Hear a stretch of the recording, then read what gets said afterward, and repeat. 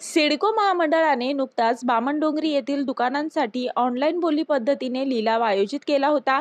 मात्र लिलाव अंतिम टप्प्यात असताना सिडकोच्या संकेतस्थळावर काहीच हालचाली होत नसल्याने गुंतवणूकदारांनी संताप व्यक्त करत लिलावात काही काळबेरं असल्याचा आरोप केला आहे।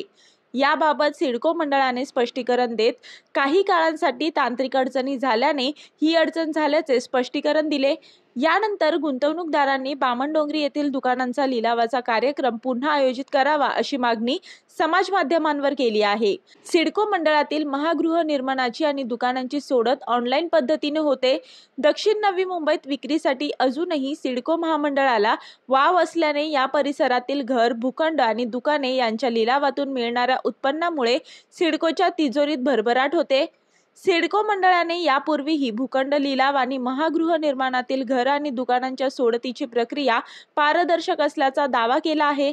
नुकत्याच घडलेल्या बामणडोंगरी येथील दुकानांच्या लिलावामध्ये सहभागी झालेल्या गुंतवणूकदारांनी सिडकोच्या कार्यप्रणालीविषयी साशंकता व्यक्त करत बोली लावताना ऐन वेळेला बंद पडलेल्या ऑनलाईन पद्धतीमुळे लिलावात सामील होता आले नसल्याचा आरोप करत ही प्रक्रिया राबवणाऱ्या कंपनीला काळ्या यादीत टाकावे अशी मागणी समाज माध्यमांवरून केली जात आहे।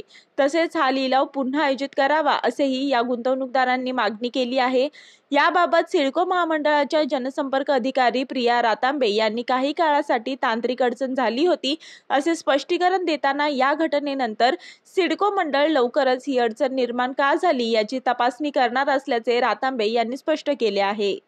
मी वर्षा काटेकर, योद्धा न्यूज, नवी मुंबई।